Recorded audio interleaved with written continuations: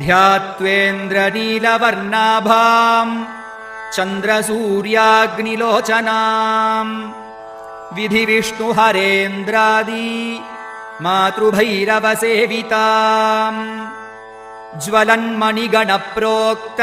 मकुटामाविलम्बिताम् अस्त्रशस्त्राणि सर्वाणि तत्तत्कार्योचितानि च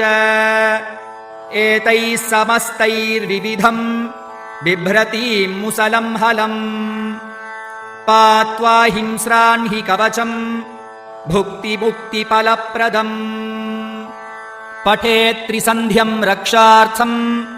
घोरशत्रुनिवृत्तिदम् वार्तालीमे शिरः पातु घोराही फालमुत्तमम्